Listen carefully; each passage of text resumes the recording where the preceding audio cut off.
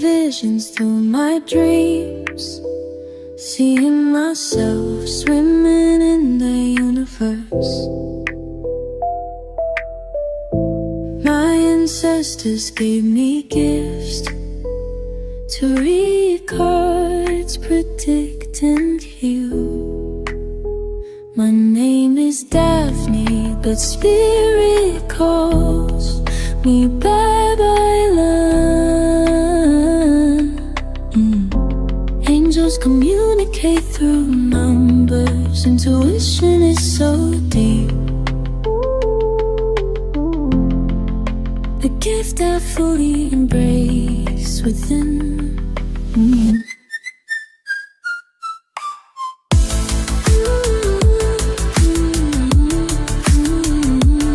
Hi everyone, welcome po sa inyong almost personal readings. So, let's check kung anong nangyayari sa paligid. And I want you to know that this is a general reading. So, you may resonate po sa buong reading na ito or baka konti lang. Take what's only yours, no? Please believe in the divine timing kasi this reading po is timeless reading. So, kung kailan nyo po ito nakita, no, or nakita ulit, the message is meant to find you or find you again. With the Wheel of Fortune, the Three of Swords. So, maraming bagay, no, siguro ang taas ng expectations natin dito sa connection na ito. Madami tayong mga gustong mangyari, marami tayong gustong gawin sana, ma-experience. However, parang the more that we try, no, to actually grasp or get or harvest, the more na parang mas lumalayo, the more na parang lalong hindi nangyayari, the more na po-prolong, no, itong mga dreams and aspirations. Clarifying that is the Justice and the Nine of Cups. Siguro tinatanong-tanong rin sa sarili mo, no, am I being galit ba sa akin ng mundo, no? Ano bang ginawa kong kasalanan sa past life ko? Bakit ako pinaparusahan ng ganito? So you are actually on your darkest moment, no? Emotionally, it could also be mentally, no? If this is financial, then probably you are on your version of rock bottom, no? With the Five of Wands, I feel like you got competition. You feel like you are in a competition or you are already in a competitive environment, which I feel like if there is some competition, so which means that your person probably, sabihin natin, give this person, no, the chance, the ability, or let's say the right, no,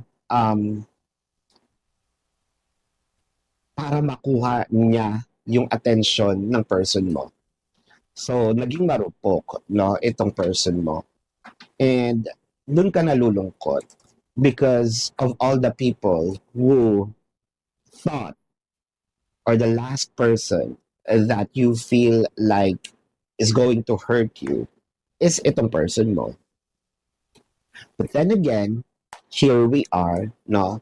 Medyo nakakalungkot nga ang nangyayari dahil si person pa mismo, parang siya pa ang naging either dahilan or siya pa itong nag-open up na ng ganitong sitwasyon for you. So, ayaw mo sana maramdaman, pero tulad ng sabi ko, nandito na, nasaktan ka na, siguro hindi mo lang talaga mawari na or tinatanong mo, no? Minahal ba ako talaga ng taong to para masaktan niya ako ng ganito? With the 10 of Wands and the Hangman.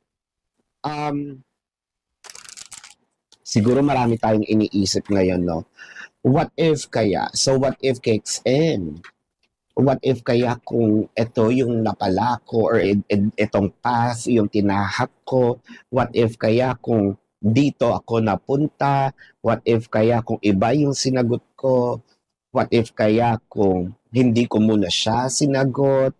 No, meron akong ginawa ko muna or hindi ko muna siya niligawan, hindi muna ako nagbigay, nagpakita ng interest. Baka siguro maganda, no? Itong kinalagyan ko, itong napuntahan ko, no? Now you feel like a part of you. Parang gusto mong sabihin, ito bang nangyayari sa akin is kagagawan ko lang or talagang destined din ma-feel ko or ma-experience yung ganito. Kasi this is something that, you know, kung alam ko lang, I wouldn't walk on that path. No, I wouldn't choose the person. The 10 of Wands is clarified with a star and a page of Wands. Wow. You're probably looking at yourself in the mirror. Siguro, kino-compare mo yung dati mong itsura nung mga bago kayo magkita, bago mo siya sagutin, bago kayo maging kayo. Either itsura mo or yung status mo. Definitely, di ba dapat sabi nga nila, habang tumatanda, habang nagkakaroon ng edad, habang tumatagal, you're upgrading. Parang feeling mo tuloy, what is happening to you is you're downgrading. Nag-iba, parang ka na-losyang. Parang feeling mo tuloy, bakit dati, no, madalas ako magpa-salon, no, or madalas ako sa gym, ngayon hindi ko na magawa, no, parang feeling mo, it's not just because of how you look, it's more of how you feel deep within. The spirit, no, your spirit kind of are very, very low, very dark vibration. The Hierophant and the King of Cups. So nakikita natin dito,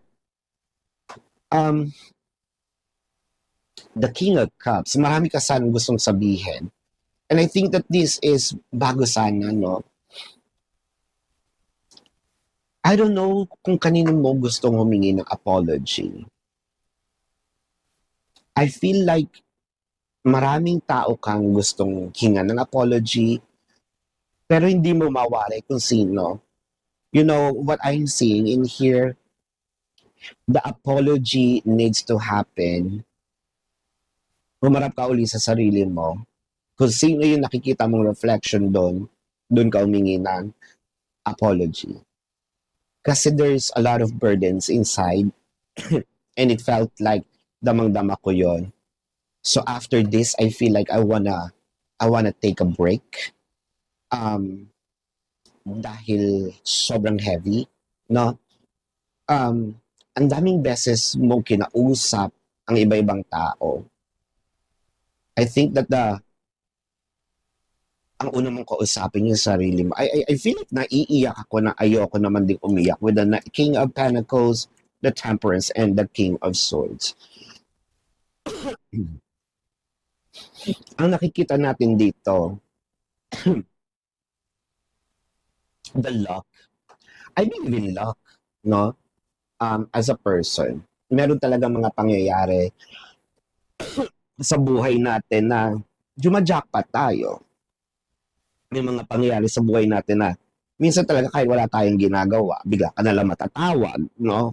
Nanalo ka pala sa which is yung iba totoo. Pero yung tumatawag sa phone, hindi yun na. Let's say, sa mga school, no? Or sa trabaho, bigla ka na lang nanalo, wala kang kaalam-alam, nanalo ka ng concert ticket. So that's luck. Pero there are, you know, we need to para ding balance luck and also gawa. Baka naman puro swerte lang. Wala namang ganon. Baka bili tayo ng bili ng mga pampaswerte, tapos wala namang gawa. Wala, no? Dapat, siya, hand in hand, no? may kilos, meron ding pampaswerte. Yan. Speaking of, baka gusto niyo bumili ng mga pampaswerte na crystals, meron tayo. Anyway, let's go back to the reading. Subukan mo muna na try to remove yourself from the dynamic. Kasi ang nakikita natin dito, hindi na maganda yung heavy na yung flow ng dynamic nyo. At hindi na rin maganda yung camaraderie. No? Kung yung mga crystals nga, it needs cleansing bago mo uli isuot. Baka this time, it requires for you to have your own separate ways for now. Cleanse yourself, heal yourself, have, reflect on what was happening. Baka kasi toxic na, no? Itong nagiging relationship. And it felt like, anong mabubuo mo sa isang toxic na environment? Wala. So, it felt like, kung meron kang baso, kailangan mong itapon, no? Yung laman doon. Bago mo uli lagyan. Kung ito pa rin yung taong gusto mo, probably go back some other time. No? Have a break with you and this person. Have a cool off, no? Sa inyong dalawa. And then, probably, pagbalik nyo, nandun na. Pero one thing's for sure, this is becoming toxic, no? So this is your reading. Let's check the zodiac sign of your person. Pero bago yan, alam nyo naman yan, no? Please click the subscribe, like, and share, and comment para matulong na, tulong na rin yun, no? For this channel to grow. Alam nyo yan, kahit may sakit tayo, sige, tuloy pa rin tayo sa pag-read. Nauubusan na tayo ng boses. Yun man lang, no? So, it's a gratitude for me also, no? Seeing you clicking the like and share and comment. So, kung meron po kayong mga tanong, personal questions, no? Sa description box ng video na ito, there is a link. Click the link, you will be routed to my website. Nandun po yung name, number, QR code, amount per questions. Take advantage of the 4 questions plus 1 kasi discounted na po yun. And if you want to book a private reading, nandun din po siya. No? Let's check the zodiac sign of your person. This can be their sun sign or a placement in their chart.